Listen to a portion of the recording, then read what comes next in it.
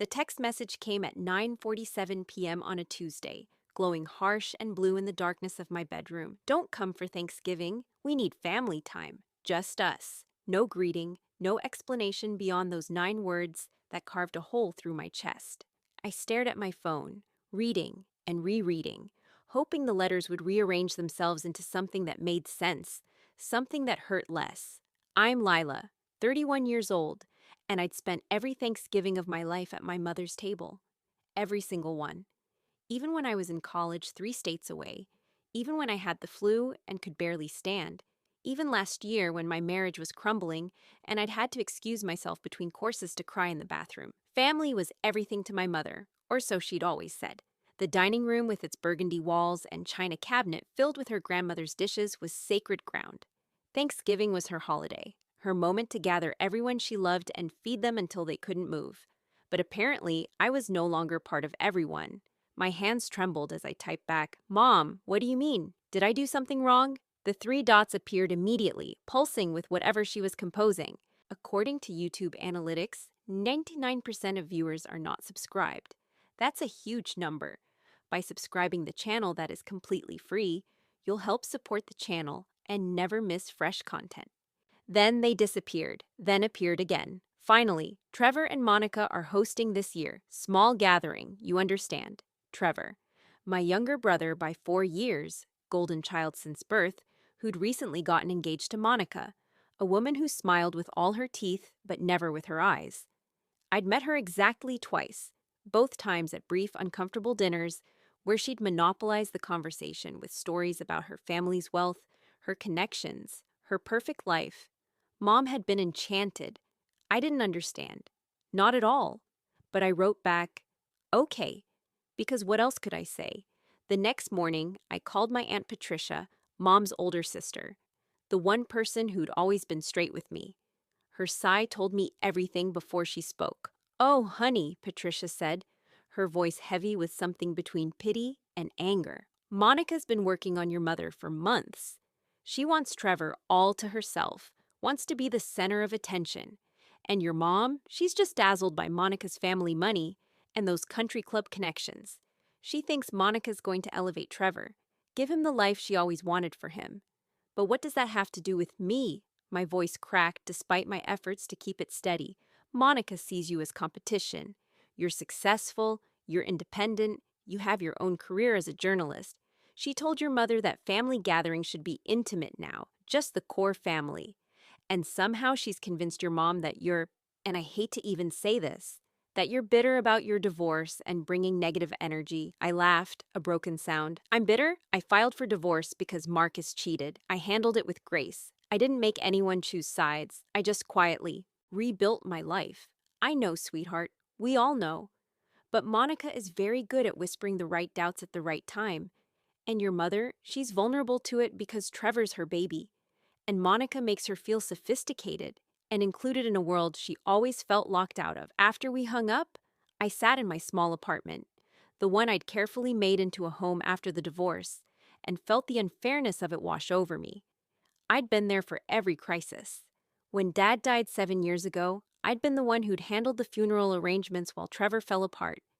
When Mom had her gallbladder surgery, I'd taken 2 weeks off work to care for her. When she'd had financial trouble 3 years ago, I'd quietly paid her mortgage for 6 months without telling anyone, without expecting gratitude. And now I wasn't welcome at Thanksgiving. The weeks leading up to the holiday were torture. I declined invitations from friends who wanted to include me in their celebrations. I couldn't explain what had happened without crying, and I refused to be pitied. Instead, I threw myself into my work, investigating a complex fraud case at a local nonprofit. The details were intricate, the interviews demanding, but it kept my mind occupied during the day. The nights were harder. I thought about reaching out to Trevor, but pride stopped me. If he wanted me there, he would have called. He never did. Thanksgiving came. I volunteered at a shelter downtown, serving turkey and stuffing to people who'd lost even more than I had. Their gratitude reminded me that exclusion from one table didn't mean I'd lost everything. But when I returned home that evening and saw Patricia's text with a photo of the gathering, my carefully constructed composure shattered. There were 23 people in that photo. 23. Monica's entire extended family, her parents and siblings and cousins. Everyone arranged elegantly around Mom's expanded dining table. My mother stood next to Monica, beaming, wearing the pearl necklace I'd given her for her 60th birthday. Trevor had his arm around Monica, looking uncomfortable in a way that made me wonder if he'd had any say in the guest list at all. Small gathering, just the core family. I'd been excluded so Monica's relatives could take my place. I didn't text my mother. I didn't call. What would I even say? Instead, I let the silence stretch out day after day, waiting to see if she'd notice, if she'd care. She didn't reach out for 2 weeks. When she finally did, it was a group text to Trevor and me about her plans to redecorate the living room. Casual, breezy, as if nothing had happened. I didn't respond. Christmas approached, and this time I didn't wait to be uninvited. I made plans to visit Patricia in Vermont, booked the tickets, and informed my mother via text. Her response was a thumbs up emoji, nothing more. On Christmas Eve, while Patricia and I were baking cookies and watching old movies, my phone rang. Trevor. I almost didn't answer, but Patricia nodded encouragingly. Lila. His voice was strained. Where are you? Vermont. With Aunt Patricia. Merry Christmas. You're not coming tomorrow? The audacity of the question stirred something hot in my chest. Was I invited? A long pause. Monica's family is coming again. Mom thought. I know what Mom thought. Have a nice holiday, Trevor. I hung up before he could respond. Patricia squeezed my hand. I'm proud of you. For what? For being excluded from my own family? For not begging for a place at a table where you're not valued. That takes strength. I wanted to believe her, but mostly, I just felt empty. The new year arrived with its false promise of fresh starts. I buried myself in work, producing some of the best investigative pieces of my career. My editor praised me. Colleagues sought my advice. But success felt hollow when I had no one to share it with. Mom's calls became sporadic, always brief, always centered on Trevor and Monica's wedding plans. She'd picked a venue, chosen colors, tasted cakes, all with Monica's family. I wasn't asked to be involved. I wasn't asked anything. By March, I'd accepted my new reality. I had friends, work, and Patricia. I didn't need a mother who'd traded me for social climbing and a brother too weak to stand up for me. I told myself I'd moved on. Then April came, and with it, a phone call that changed everything. I was at my desk reviewing notes for an article when my phone displayed a number I didn't recognize. Normally, I'd let it go to voicemail, but something made me answer. Ms. Lila Hartwell? A woman's voice, professional and serious. Yes? This is Jennifer Gaines. I'm a financial advisor with Prestige Wealth Management. I'm calling regarding your mother, Catherine Hartwell. Are you aware that you're listed as a secondary contact on several of her accounts? My blood chilled. No, I wasn't. Is something wrong? I'm afraid there's been a significant issue. Your mother has been the victim of financial exploitation. We've been trying to reach her for 3 weeks, but she's been unresponsive to our letters and calls.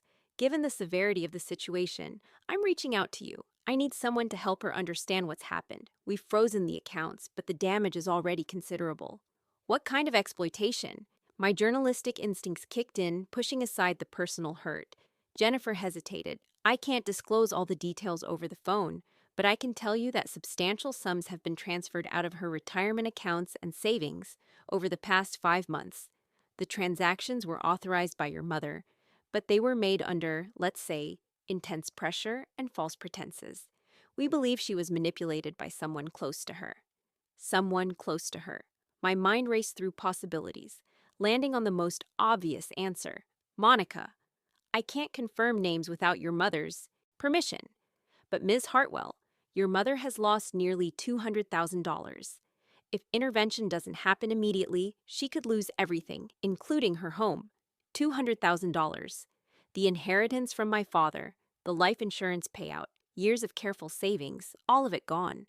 My hands gripped the phone so hard my knuckles whitened. What do you need me to do?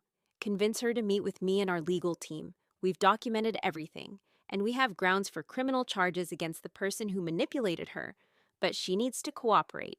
Every day of delay makes recovery less likely. I got Jennifer's contact information and promised to try reaching my mother immediately. When I called Mom's number, it went straight to voicemail. I tried 3 more times over the next hour. Nothing. So I drove to her house, my childhood home with its familiar blue shutters and garden that Dad had planted. I hadn't been there since before Thanksgiving. The driveway was empty, but lights were on inside. I used my old key, the one I'd never returned. "Mom," I called out, stepping into the foyer. She emerged from the kitchen, older looking than I remembered, wearing a bathrobe, though it was mid-afternoon. Her face registered shock, then something like shame. "Lila, what are you doing here?" Jennifer Gaines called me, from Prestige Wealth Management. All the color drained from her face. She steadied herself against the wall. "You need to sit down," I said, guiding her to the living room couch. "How long have you known?" Her voice came out as a whisper. 3 weeks, maybe 4. I don't know. I stopped opening the letters." "Mom, you've lost $200,000. She began to cry, silent tears that tracked down her cheeks and dripped onto her hands. It was supposed to be an investment. Monica's father had this opportunity. Trevor's wedding was going to be so expensive, and Monica said her father could double the money in 6 months. He needed $50,000 initially, but then there were complications, fees, more opportunities. Every time I hesitated, Trevor would call, so excited about their future, about how Monica's family was helping us become part of their world. The picture became sickeningly clear. Trevor knew? Not at first, but Monica told him eventually, told him I wanted to help them build their life. And he was so grateful. He kept saying how lucky he was to have a mother who believed in him. Fresh sobs broke through. "I gave them everything, Lila. The life insurance from your father, my retirement, the emergency fund. I even took a second mortgage on the house." Horror washed over me. "Where's the money now?" "Gone." Monica's father's investment company was fake. The bank accounts were closed. Monica's family has blocked our numbers. Trevor went to their house last week, and they threatened to call the police. "And Trevor? Where is he?" "At Monica's apartment. I think. I haven't spoken to him in 10 days. He doesn't answer my calls either." Her voice broke completely.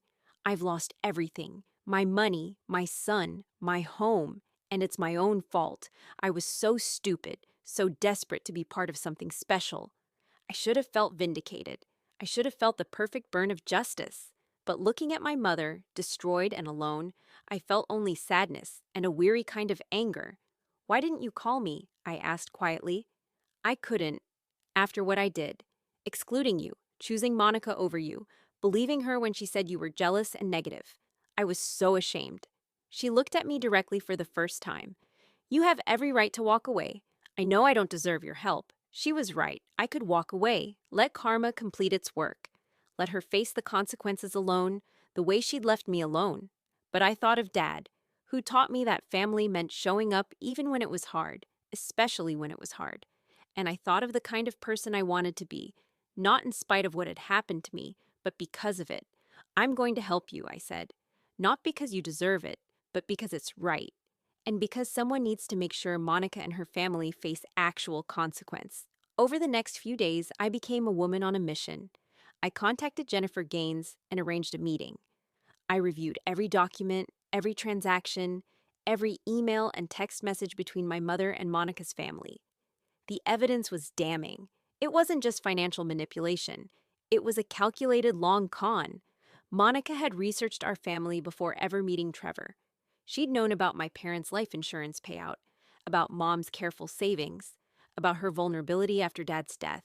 She'd positioned herself as the answer to everything Mom had wanted: sophistication, social status, a perfect daughter-in-law who'd give her perfect grandchildren. She'd then systematically isolated my mother from anyone who might question what was happening, with me as the primary target. Trevor's role was more complicated. He'd been manipulated too, but he'd been complicit in his willful ignorance. He'd wanted to believe in the fairy tale Monica was selling, wanted to believe he was special enough to deserve it all without question. With Jennifer's help and the documentation she'd been compiling, we went to the police.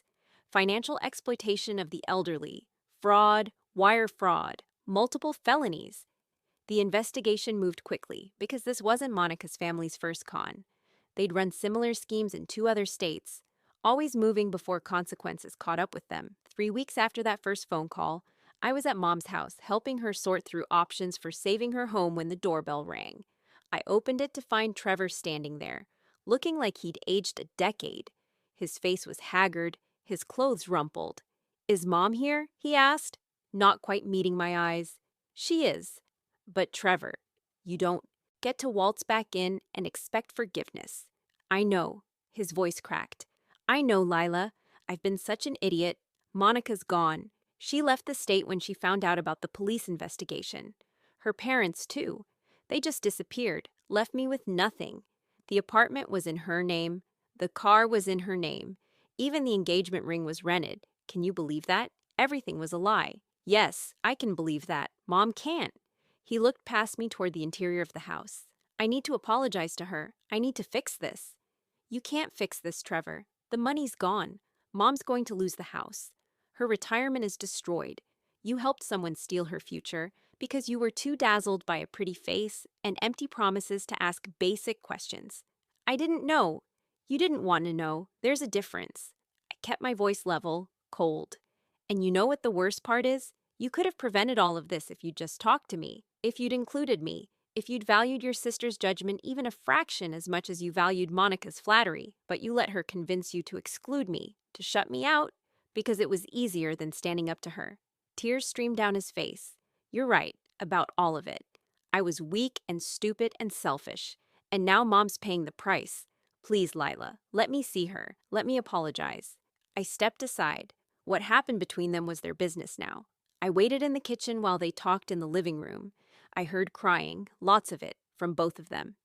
When I finally went back an hour later, they were sitting together on the couch, Mom's hand in Trevor's, both looking destroyed. "Lila," Mom said, her voice raw, "I need to say something. I need you to know that I'm sorry. Truly, deeply sorry. I failed you as a mother. I chose status and fantasy over the daughter who'd always been there for me. I let someone poison me against my own child because it felt good to be included in their world. And I don't expect you to forgive me. But I need you to know that I see what I did. I see it clearly now, and it makes me sick." Trevor nodded. "Me too." "I'm sorry, sis. I was so caught up in being the golden boy that I forgot who actually cared about me." I sat down in Dad's old armchair, across from them. "I'm not going to lie and say this doesn't hurt. It does. What you did, both of you, left scars. But I also understand that Monica was good at what she did. She found your vulnerabilities and exploited them perfectly. And that's why she's not going to get away with it. Over the next 3 months, I became the family's champion in ways I'd never expected. I negotiated with Mom's creditors, setting up payment plans and restructuring debt. I used my investigative journalism skills to track down assets that Monica's family had hidden. I connected with victims from their previous cons, building a case that the district attorney couldn't ignore. The satisfaction came not from revenge, but from watching truth dismantle lies. Every document I uncovered, every connection I established, every testimony I helped coordinate was a piece of justice falling into place. Monica's father was arrested trying to board a flight to Mexico. Monica herself was picked up in Arizona. Her mother turned witness against both of them in exchange for a reduced sentence. The trial made regional news. Local family targeted an elaborate con, read the headlines. My editor wanted me to write the story, but I declined. Some stories you're too close to for objectivity. In the end, Monica's father got 8 years. Monica got 5. The money was mostly gone, dissolved into cryptocurrency and offshore accounts that would take years to recover, if ever. But there was some restitution, enough to save Mom's house, at least temporarily. The bigger recovery was slower and more painful. Mom sold Dad's coin collection and most of her jewelry to rebuild her savings. She got a part-time job at a local library, something she'd always wanted to do but had never tried. Trevor broke completely with his old life, the one where he'd expected success to be handed to him. He got a job in construction and started taking night classes in business management. Hard work, no shortcuts. And me? I had to decide what forgiveness looked like when people had genuinely learned from their mistakes but couldn't undo the harm they'd caused. We started having dinners again, just the 3 of us, once a month. They weren't the elaborate Thanksgivings of my childhood. They were quieter, humbler, more honest. Mom apologized often, probably too often. Trevor was gentle with me in a way he'd never been before, treating my presence like the gift he now understood it was. It took until the following Thanksgiving, a full year after my exclusion, for things to feel almost normal. We gathered at Mom's house, just us three and Aunt Patricia. The table held simple food, store-bought pies, none of the elaborate displays from before. But when Mom said grace, her voice steady and grateful, she thanked God for second chances and for the daughter who'd saved them when they didn't deserve saving. "You could have walked away," she said, looking directly at me. "You had every reason to, but you didn't. You showed us what real family means, and that's a lesson that cost us everything to learn. But it was worth it, because now we know, and we'll never forget." Trevor raised his glass of sparkling cider. "To Lila, the strongest person I know." I didn't feel strong. I felt tired and a little bit broken, and still, if I was honest, hurt by what they'd done. But I also felt something else. Peace. Not because karma had punished them, though it had, but because I'd chosen to be better than my pain. "To truth," I said, raising my own glass, "and to family, the real kind." The weeks after that Thanksgiving brought an unexpected development. Monica's conviction and the publicity around the case led to more victims coming forward from similar cons across the country. A federal task force formed to investigate what turned out to be a network of romance and family scammers operating through social media and community connections. I was asked to consult, using my investigative skills to help track patterns and identify vulnerable populations. The work was meaningful in a way my regular journalism hadn't been. Every family I helped protect felt like redemption for what had happened to mine. And slowly, through that work, the raw wound of my exclusion began to scar over into something I could live with. Mom's financial advisor, Jennifer, became a friend. She'd seen so many families torn apart by financial manipulation, but she told me ours was one of the few where reconciliation had actually taken root. "Most families just splinter," she said over coffee one afternoon. "The shame is too great, the betrayal too deep. But you did something remarkable. You held space for accountability while still offering grace. That's rare. I didn't feel remarkable. I felt like someone who'd simply chosen not to become bitter, even when bitterness would have been justified." By the time another year passed, our new normal had solidified. Mom retired from the library when her health began to fail, her heart weakened by stress and age. Trevor moved back home to help care for her, his construction job flexible enough to allow it. I visited twice a week, bringing groceries and conversation. We never talked about Monica unless necessary, some wounds being better left to heal in silence. But we talked about Dad more, remembering the man who'd held us together and whose absence had left us vulnerable to being torn apart. One evening, as I was leaving Mom's house after dinner, she walked me to my car, something she hadn't done in years. The spring air was cool and sweet, the neighborhood quiet. "Lila," she said, taking my hand, "I want you to know something. That moment when you walked into this house after Jennifer called you, when you could have left me to face it alone but chose to help instead, that moment taught me more about character and love than anything else in my life. I raised you to be that person, and then I forgot what I'd taught you. But you remembered, and you've given me the chance to remember too." I squeezed her hand, this woman who'd hurt me so deeply, and whom I'd chosen to help anyway. "We're all just trying to figure out how to be human, Mom. Sometimes we get it wrong, but you got it right when it mattered most." As I drove home that night, I thought about karma and justice and revenge. The story could have gone differently. I could have let my mother suffer the full consequence of her choices. I could have refused to help Trevor when he came crawling back. Society would have understood. Many would have called it justified. But I'd learned something important through all of it. The sweetest justice isn't watching people suffer for their wrongs. It's watching them learn, change, and become better. It's knowing that truth eventually surfaces, and that innocence, even when trampled, can still find vindication without becoming corrupted itself. Monica got her punishment through the legal system, and she'd carry that conviction for life. But Mom and Trevor got something else. Transformation born from hitting bottom and finding someone waiting there to help them climb back up. Not because they'd earned it, but because that's what real love does. The call from Jennifer that April afternoon had changed everything, but not in the way I'd expected. It hadn't just exposed the con and brought consequences to the guilty. It had given my family a chance to become something we'd never been before. Honest, humble, and genuinely grateful for each other. 3 years after that terrible Thanksgiving, I hosted the holiday meal for the first time. Mom's health made cooking difficult, and Trevor's apartment was too small. My place wasn't much bigger, but we made it work, cramming ourselves around my small dining table, knees bumping, having to pass dishes carefully to avoid spills. Patricia was there, of course, and I'd invited Jennifer too, this woman who'd become unexpectedly important to our story. As we ate turkey and the imperfect sides we'd all contributed, I looked around at these faces, these people who'd hurt me, and whom I'd chosen to keep loving anyway, and felt something I hadn't felt in years, whole. After dinner, while Trevor washed dishes and Patricia and Jennifer argued cheerfully about politics, Mom pulled me aside. "I know I've said this before," she began, and I started to interrupt, but she held up her hand. "I need to say it again. Thank you for not giving up on us. Thank you for showing me that family isn't about perfection or status or impressing anyone. It's about showing up, especially when it's hard. You learned that better than I ever taught it, and I'm proud of the woman you are." I hugged her. This woman who'd failed me and whom I'd helped save, feeling the fragility of her bones, the shortness of her breath, the preciousness of time we'd almost lost. "I love you, Mom," I said. "All of you, even the parts that made terrible mistakes."